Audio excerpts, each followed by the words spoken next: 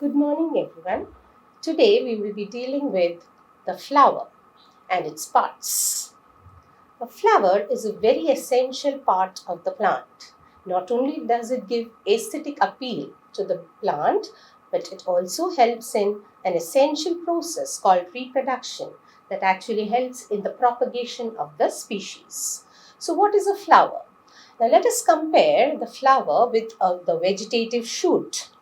The shoot is made up of the stem in the middle, the axis on which the leaves are arranged at the various nodes, and the distance between the nodes is referred to as the internode.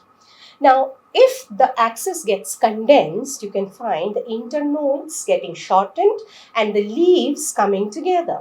And when the leaves get modified and form the floral appendages, it takes the form of a flower. A shoot arises from a vegetative bud, whereas a flower arises from a floral bud.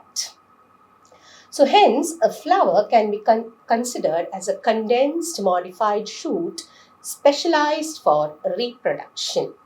Now, the flower arises in the axil of a small leaf like structure on the stem called the bract. In most cases, the flower is bracteate, while in a few cases the flower may be ebracteate, wherein there is no bract. Now, the flower is formed on the stalk-like structure called the pedicel. It has a stalk which is the pedicel, and the enlarged part of the pedicel is referred to as the thalamus or the receptacle or the torus on which the floral whorls are arranged. We will be learning all the floral whorls today. The members called the sepals, the petals, the stamens and the carpels are found forming the four whorls of the flower. The whorls, the calyx, the corolla, andrecium and gynoecium. Now, as I mentioned earlier, a flower with a stalk is called pedicellate and the flower without a stalk is referred to as sessile. Now, the whorls may be of two types, essential and non-essential. Now, the calyx and the corolla, which just add beauty to the flower or give some extra protection, referred to as the non-essential whorls, while the reproductive organs forming the essential whorls are the andrecium and the gynoecium. The andrecium is made up of stamens, while the gynoecium is made up of the carpels. Now, going into the types of flowers based on the whorls, whether all the whorls are present, they are referred to as complete, while if any one of the whorls is missing, it's referred to as incomplete. Now, when both the sex organs are present, that is, both the male whorl andrecium and the female whorl gynoecium are present, you call the flower as bisexual. Any one of them missing, say the male organ missing, then the flower becomes female, or the female organ missing so that it becomes male is referred to as unisexual flower, and hence we can understand that a unisexual flower is always incomplete. Now, based on the number of members per whorl, you have different types of flowers, namely the tetramerous, the pentamerous, and the trimerous. The tetra and the pentamerous flowers are mostly seen in the dicots, where the number of members per whorl is 4 and 5. Tetra referring to 4 and penta referring to 5. In the case of trimerous flowers, the number of members per whorl is always 3. So, seen in the case of monocots. Again, based on the symmetry of the flower, there might be flowers which are not symmetrical at all. Like you cannot divide the flower into two equal and opposite halves in any plane. Then you refer to such a flower as asymmetric. While if a flower is symmetric or in any plane, you can divide it again into two categories. One which is actinomorphic and the other zygomorphic. Now, in the case of the actinomorphic or the regular flowers, you can divide the flower into two equal and opposite halves in any longitudinal plane, as in the case of Ixora.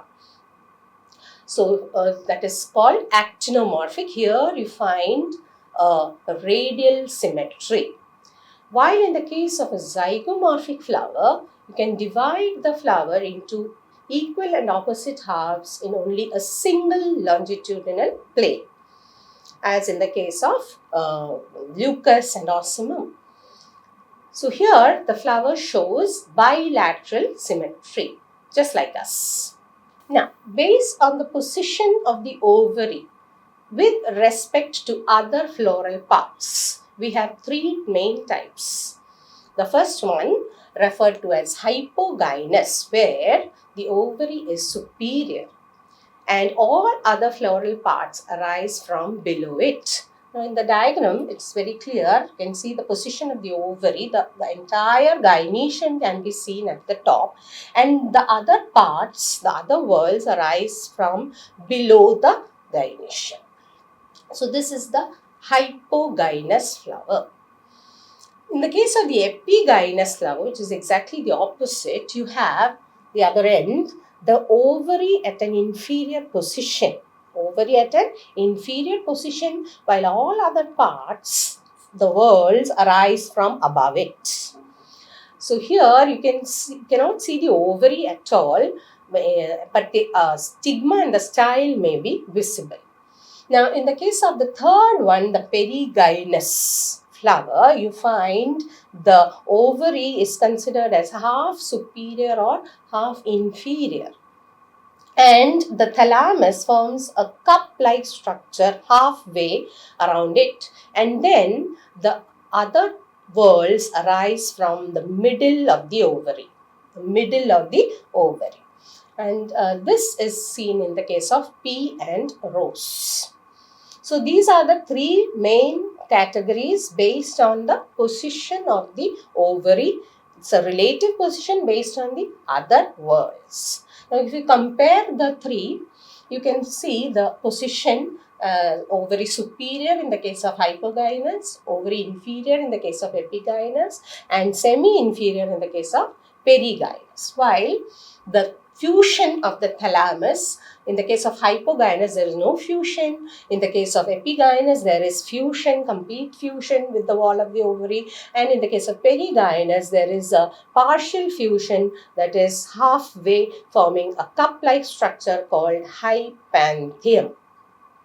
Then you can also see the shape of the thalamus, which is convex or conical in the case of a hypogynous flower, then flask shaped in the case of epigynous flower, and usually cup shaped in the case of perigynous flower.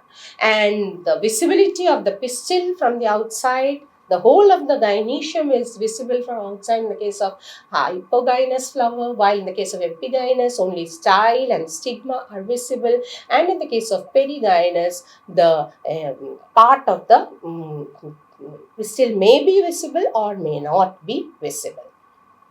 So thus we have covered all the whorls of the flower and their parts today in this session. Thank you.